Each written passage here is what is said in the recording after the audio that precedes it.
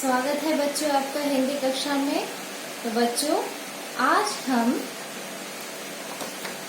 कादम्बरी पुस्तक से पाठ 3 राकेश फलवाला को पढ़ेंगे। तो चलिए बच्चों सभी अपनी अपनी पुस्तकें निकालें। पृष्ठ संख्या 19 राकेश फलवाला। तो बच्चों यह जो कहानी है यह राकेश फलवाला की कहानी है। राकेश जो कि एक फल बेचता था और इस कहानी में अजय एक 7-8 साल का बच्चा और उसकी माता है। तो चलिए बच्चों पाठ को पढ़ा जाए।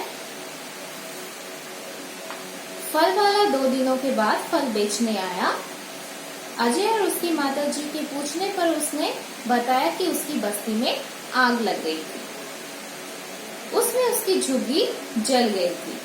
बच्चों झुग्गी यानी गरीबों की झोपड़ी को झुग्गी कहा जाता है। अजय की माताजी ने उसकी सहायता की। तो बच्चों हम पाठ में पढ़ेंगे कि किस प्रकार अजय की माताजी ने सहायता की। किसकी? राकेश की। अब आपका पाठ शुरू होता है।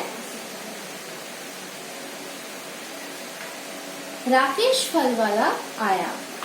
ताजे फल ले लो, बढ़िया फल ले लो की आवाज से गली गूंज उठी। देखो बच्चों राकेश किस प्रकार वह फल बेचता था, क्या कहकर फल बेचता था? ताजे फल ले लो, बढ़िया फल ले लो कहकर वह फल बेचता था। अजय ने बालकनी से झांक कर देखा, फल वाले ने उसके घर के आगे रेहड़ी खड़ी कर दी थी। बच्चों रेहड़ी यानी जिस पर राकेश फल लेके आता था बेचने के लिए, यानी ठेला गाड़ी। रेहड़ी मतलब ठेला गाड़ी। अजय 2 दिन से परेशान था क्योंकि फल वाला फल बेचने नहीं आया था, इसलिए वह परेशान था।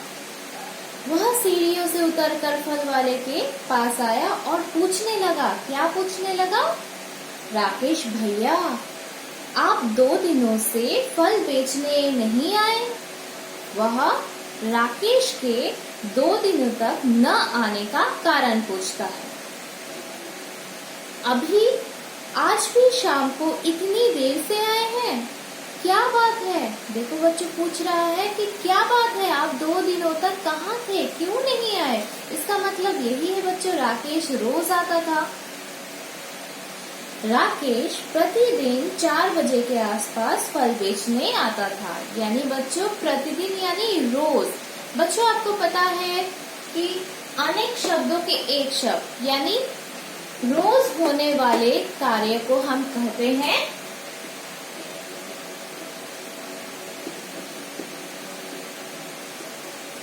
प्रतिदिन। यानी राकेश रोज फल बेचने आया करता था।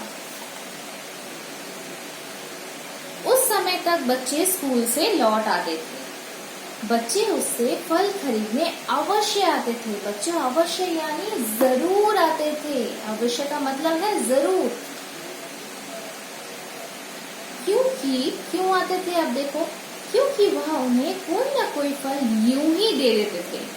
कोई ना कोई फल ऐसे ही दे देते थे। क्यों? क्योंकि वो बच्चों से बहुत प्यार करते थे। उसके फल बहुत अच्छे होते थे, इसलिए सब लोग बाजार न जाकर उसी से फल लेते थे।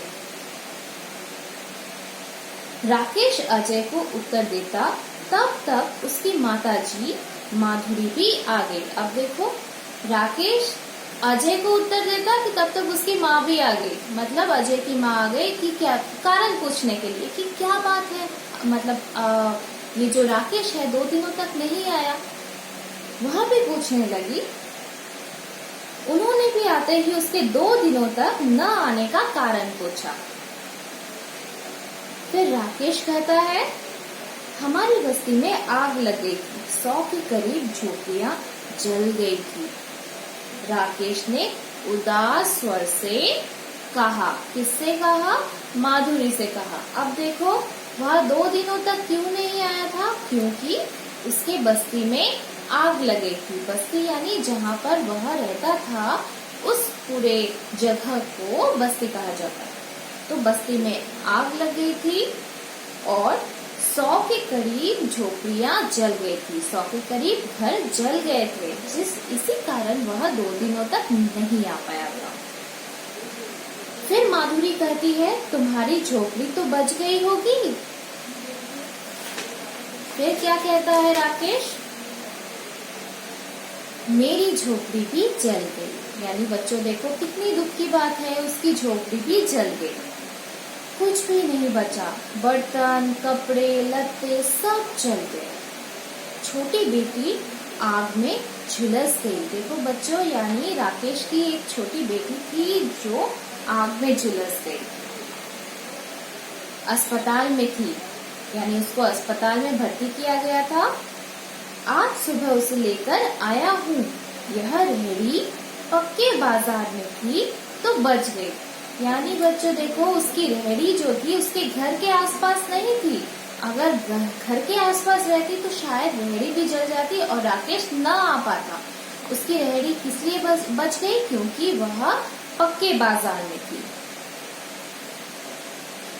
यह जल जाती तो काम धंधा ठप हो जाता। देखो राकेश बोल रहा है कि अगर उसकी रेहड़ी भी जल जाती तो उसका काम धंधा क्या होता? बंद हो जाता।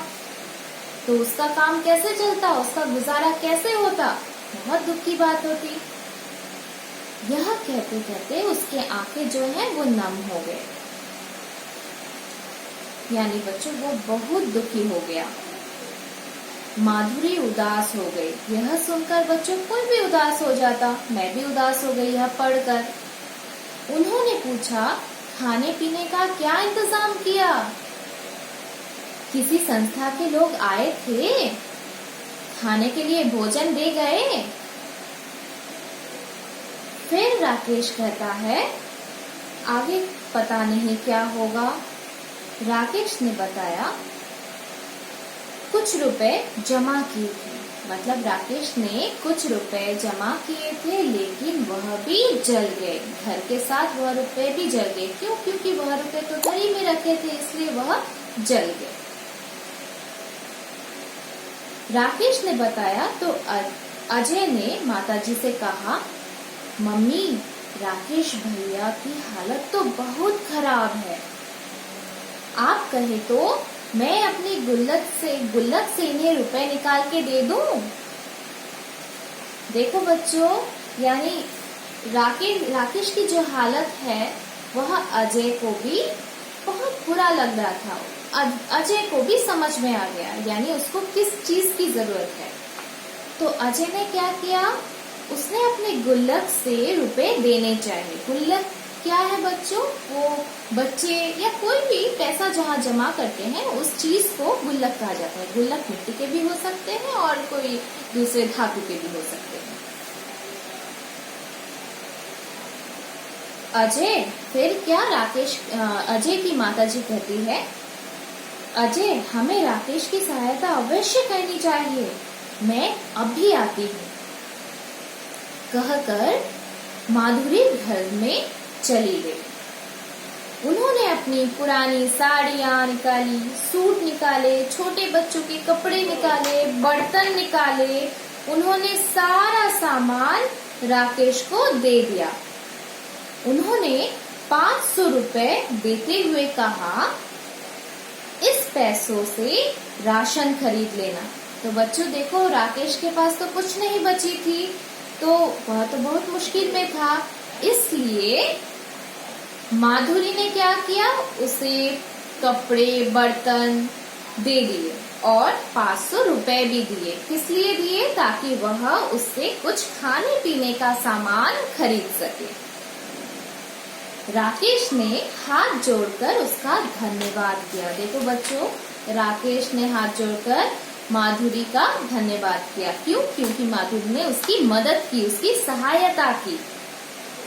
अजय ने तरबूज, केले, आम और खरबूजे खरीदे। तो अजय ने ढेर सारे फल खरीदे और माधुरी ने उन फलों के पैसे भी दे दिए।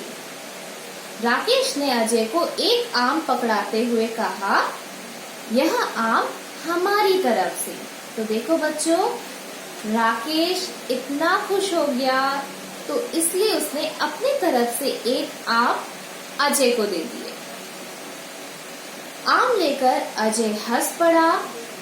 राकेश के चेहरे पर भी मुस्कान आ गई। तो बच्चों देखो, यहाँ पर अजय ने, माधुरी ने राकेश की मदद की।